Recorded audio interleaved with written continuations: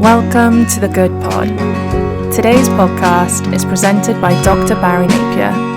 If you'd like more information, please visit our website, christiandoctrine.com.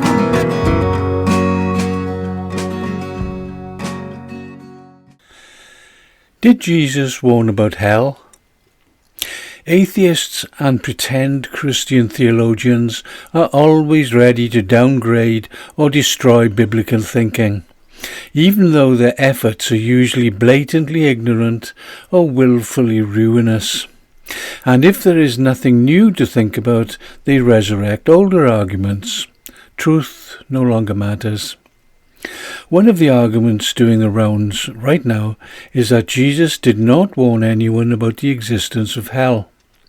Therefore, hell doesn't exist. And if it doesn't exist, Jesus died for no reason, which means the gospel is useless and of no value, and sin is an illusion. So, did Jesus warn about hell? Yes, he did. Now, the prime text, a major text proving Christ spoke about hell, is Luke 16:19-31, quite well known. The usual Pharisees were deriding Christ over the matter of divorce. This led on to the account of the rich man and the beggar. The beggar died, and angels took him into Abraham's bosom. Then, from verse 22, we are told this: The rich man also died, and was buried. And in hell he lift up his eyes, being in torments, and seeth Abraham afar off, and Lazarus in his bosom. And he cried and said, Father Abraham, have mercy on me, and send Lazarus, that he may dip the tip of his finger in water, and cool my tongue, for I am tormented in this flame. But Abraham said, Son, remember that thou in thy lifetime received thou good things, and likewise Lazarus evil things. But now he is comforted, and thou art tormented. And beside all this, between us and you there is a great gulf fixed, so that they which would pass from hence to you cannot, neither can they pass to us that would come from thence. Now there is an obvious comparison here, and the use by Christ of typical Hebraic argumentation. The poor man who was faithful to God was taken into Abraham's bosom. That is, he laid his head on Abraham's chest in an attitude of love and agreement. He was then in paradise. That is, he entered the good side of Hades or Sheol, paradise, where God's chosen go at death, a place of blessedness awaiting resurrection. That, by the way, is the Jewish idea. Because Christ's intent was to compare the end of those who are not acceptable to God and those who are, Christ then said that the rich man, so reliant on his own efforts and his wealth, went to hell. Hell is there in black and white, as spoken by Jesus Christ. Now in this text, hell is Hades. It's a locative noun, indicating that hell is a real place. Another name for this place is Orcus, death and hell. If we follow the Jewish thinking of the time, we find this place to be divided into two distinct areas. The dark, miserable part, known to most people who die, where they roam without solace, and the other area, which is occupied by those whom God loves and accepts.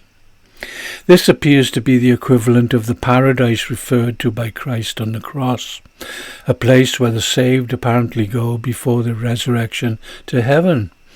Either way, Christ is here referring to the area given over to the unforgiven and lost, Orcus. In biblical Greek, this is a dark and miserable place.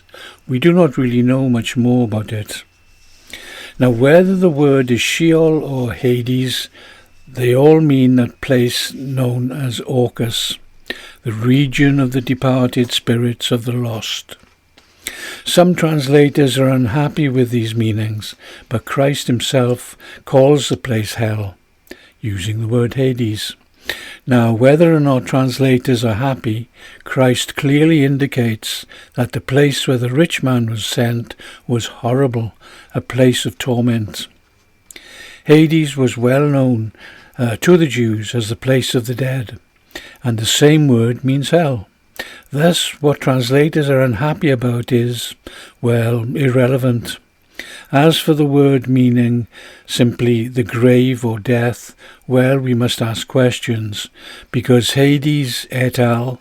Appears to be a place where souls are active in some way, and the doomed are kept separate from the saved souls in paradise. That is the other part of Hades. Now, this might be unfamiliar to Christians, but Hades and hell are part of Judaism's vocabulary, and Jesus was speaking to Jews. Hades is never said to be a place of permanent residence of the dead, but a transitory place where they await being sent to the doom of Gehenna.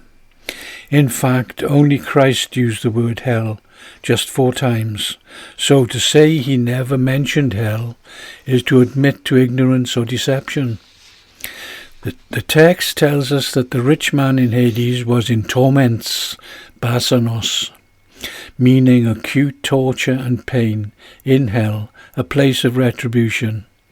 In the parable, the rich man looked up, and this itself implies separateness, and saw Lazarus, the poor man, alongside Abraham.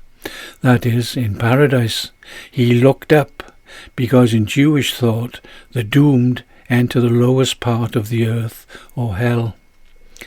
The rich man called out in anguish that Abraham would send Lazarus with just a drop of water on his finger, so as to give him respite.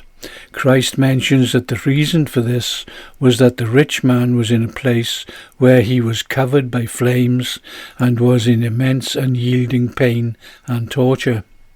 Abraham, unlike so many foolish Christians, denied the request, for, as he said, the rich man had denied God all the time he was alive.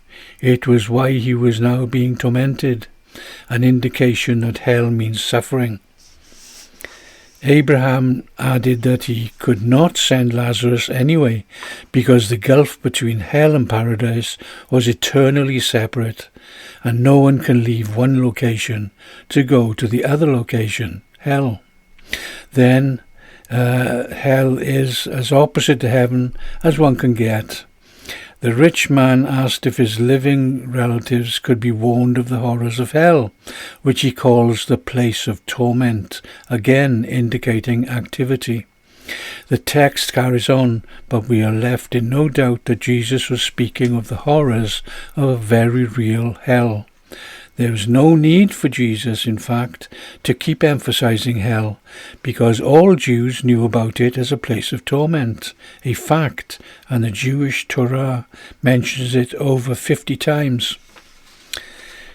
So Jesus didn't go into details, because they were already known, in fact well known to all Jews.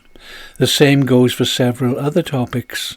Christ should not apply our modern ignorance to the time of Jesus.